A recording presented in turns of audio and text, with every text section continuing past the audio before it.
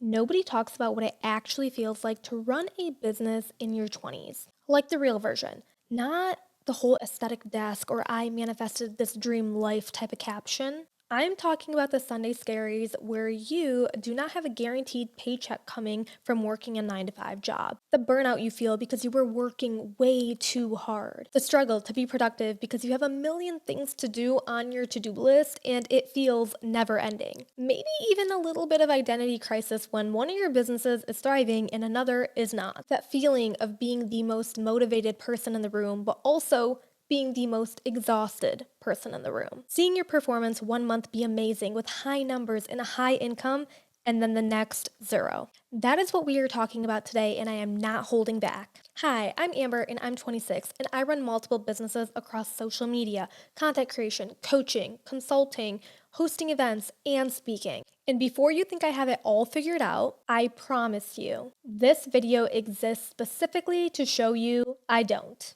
Subscribe if you want to see what it really looks like to build something in your 20s. Okay, let's get into it. Point number 1, everyone thinks you're confident, but really you are just committed. There's this assumption because you own a business or multiple businesses that you have everything figured out and that you're naturally this fearless person. And I want to bust that myth immediately. I still pitch clients feeling nervous. I still show up and go speak on stages feeling a crapload of anxiety. I launch offers not knowing if anyone will even buy. The confidence that people see from the outside is really just a decision to do the thing anyway. Running a business means I am constantly in new territory. Social media is different from coaching, which is different from hosting events, which is different from speaking on stages. But every single one of them required me to show up before I was even ready. So if you want to feel confident before starting, sorry to break it to you, but that moment is not coming. The commitment is what comes first. Confident is what follows. Point number 2, the loneliness is something that nobody warns you about. Your friends are probably going to clubs on Friday nights and you are going to business conferences. Your friends are going to brunch on Saturdays and you have client calls and coaching meetings that you need to show up to. They're probably sitting there talking about their 9 to 5 and how glad they are that it is the weekend, and you are in your head thinking about client contracts that you still need to sign, proposals that you still need to send, and thinking about the insides of your business. And don't get me wrong, you love your friends. There is a very specific kind of loneliness that comes from being in a different path than almost everyone else around you. And when you're running multiple businesses, it just doubles. Because even in entrepreneurship spaces, sometimes people can't even keep up with you. You become hard to categorize. I've had to really intentionally build a circle of people who get it. Other founders, young entrepreneurs, multi-passionate women, because isolation will quietly kill your momentum before anything else does. That's honestly why I have one of my businesses, the Sisterhood Conference, an annual event that brings together women from all over the US to unite and come together to be a part of something bigger than themselves, to surround themselves with like-minded women who just get it. So if you are looking for a community to join that just supports you, that genuinely roots you on, and simply understands where you are, I will put the link in the description below for the sisterhood community and how to get involved. We host an annual event every single year, and this year, 2026, our 5th annual sisterhood conference is coming up August 7th and 8th. So if you're watching this before then, you can click the link in the description and grab your ticket to come attend and meet like-minded individuals. Point number 3, your identity gets tangled up in the business, and that can be dangerous. This one is kind of personal.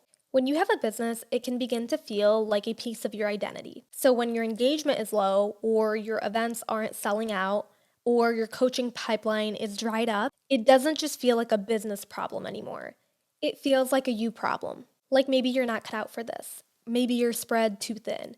Or maybe you're just a fraud. But learning to separate your worth from your revenue and your self-esteem from your metrics. This can be one of the most important things to do, especially as a younger entrepreneur. Your businesses can have bad months. That doesn't mean you are a bad business owner. Those are two very different things, and we have to remind ourselves of that constantly. Point number 4, wearing every hat can be exciting until it is suffocating. There's a season of entrepreneurship where doing everything can feel like a superpower.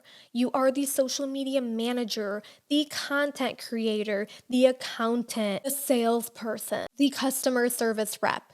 You're doing it all. And then sometimes for multiple businesses. And for a while, it's kind of exhilarating, not gonna lie. Then one day you wake up and you cannot tell where your business ends and where you begin. I've had to get really honest with myself about what only I can do versus what I was just doing because I was still holding on in social media, in coaching, in events. There are tasks in every business that don't necessarily need me involved.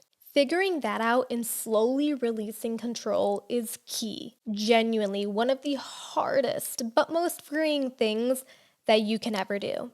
And honestly, I'm still working on this one, coming from a compulsive control freak.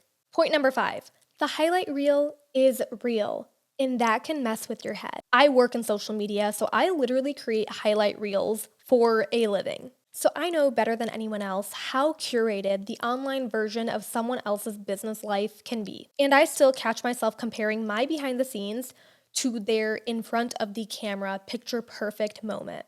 The 22-year-old who just posted about hitting 7 figures in their business and buying a brand new Lamborghini. The speaker who just got booked on a huge stage in front of thousands of people.